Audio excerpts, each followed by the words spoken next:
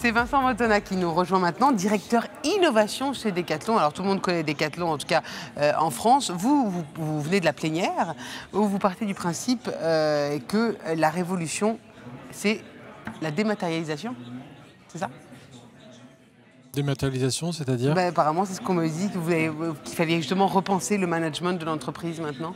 Alors, ce que j'expliquais en plénière, c'est que, en tout cas dans l'expérience que j'ai vécue avec l'équipe, c'est qu'on est plutôt sur une logique d'échange et d'avoir recréé au travers d'un espace cette proximité, en cassant un petit peu les codes pour apporter du nouveau et du renouveau dans la culture pour l'entreprise, au service de l'innovation, et donc principalement basé sur la qualité de la relation humaine.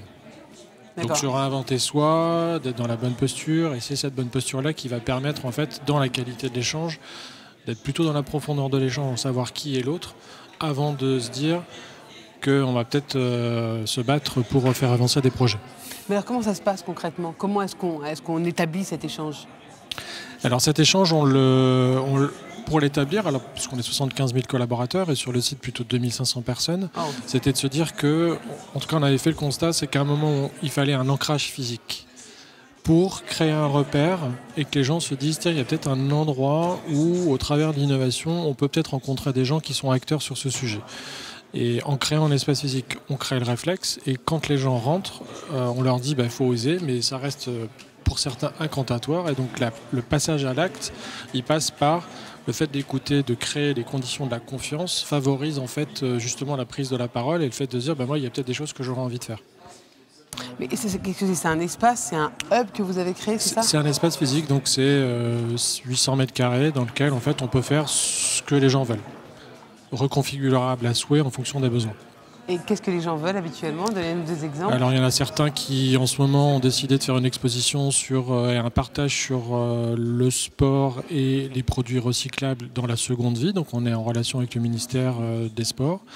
Il y en a d'autres qui vont vouloir travailler sur la créativité produit. D'autres vont vouloir travailler sur leurs organisations parce qu'ils se rendent compte qu'il y a un blocage à ce niveau-là. Et s'il n'est pas résolu, on n'arrivera pas à faire avancer leurs problématiques de développement de produits. Voilà, c'est variable. Ça peut être des conférences en plénière, ça peut être n'importe quoi. Et est-ce que vous avez des résultats de cette expérience? Alors nous, ça fait 1 an et demi qu'on a commencé à travailler sur le sujet, 1 an que le projet d'espace est ouvert, et sur l'ouverture de cet espace, c'est plus de 4000 personnes qui sont passées, plus d'une centaine de projets qui n'existaient pas, qui ont vu le jour, sur une base spontanée, parce que les conditions étaient là. Et ce qui est assez intéressant, c'est qu'on est à la fois sur des projets qui viennent de l'interne, mais aussi qui mixent l'externe. Donc on est aussi en train de changer tout doucement la culture sur le fait que l'ouverture à l'extérieur est importante, surtout pour aller plus vite.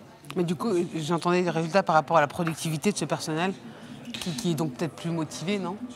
En fait, ils arrivent à s'organiser pour faire là où ils sont bons et là où ils ont envie d'aller. Et donc du coup, forcément, ça fait avancer l'entreprise beaucoup plus vite. Vous sentez ce besoin d'attractivité au travail? Vous le sentez? Ah oui, on le sent. Ouais. C'est ce qui fait que nous, on a fait le choix d'être une équipe que de 5 personnes. Pour autant, je vous ai cité des centaines de personnes qui passent par mois. Et en fait, nous, l'énergie, on la prend en étant au contact de ces personnes parce qu'elles dégagent, elles aussi, une envie folle. Donc finalement, nous, en étant à leur service, on prend énormément d'énergie parce qu'ils nous en donnent. C'est ça la révolution du travail, c'est de revenir à des bases plus collectives, j'ai envie de dire. Ouais, c'est d'être capable de trouver le bon équilibre entre un système, une entreprise qui a évidemment un terrain de jeu et une nécessité de résultat, et la place du collaborateur qui doit à la fois se réinventer individuellement tout en respectant le collectif. Et donc nous, ce qu'on essaye de faire, c'est accompagner l'individuel et le collectif, et au milieu de tout ça, c'est l'homme, la femme, et sa motivation et son envie. Comment on innove aujourd'hui? En écoutant son cœur. Ah, non, mais et ça peut se concrétiser? Ouais, donc en fait, à partir du moment où vous faites confiance à vous, vous faites confiance à vos collaborateurs, vos équipiers, mais surtout vous pensez à votre utilisateur final, évidemment, ce que vous allez avoir envie de créer va faire sens pour vous et va vous transcender. Et donc oui, ça fonctionne, puisqu'aujourd'hui on est en train de sortir, même au bout d'1 an, on a déjà sorti 2 nouveaux produits, sans compter ceux qui sont dans les tiroirs, donc évidemment ça fonctionne.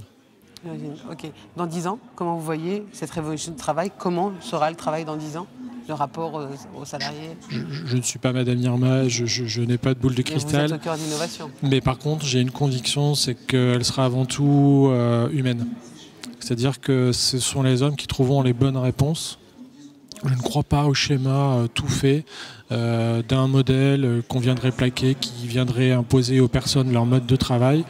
Il peut être inspirant, par contre, sans cesse, il se réinvente. Et ce qu'on imaginait il y a encore 2 ans, aujourd'hui, a déjà évolué, donc ça va très très vite. Donc à 10 ans, une révolution qui est déjà en cours. Merci beaucoup en tout cas. Merci. Vincent Antonat, directeur innovation chez Decathlon. Merci. Et on vous retrouve tout à l'heure, notamment pendant les ateliers et surtout, merci à la plénière, vous y êtes passé, donc il y a les ateliers et le concours de start-up. À tout à l'heure, c'est Sonia Lavadino qui va venir nous rejoindre maintenant, directrice de Bfluid. Jingle.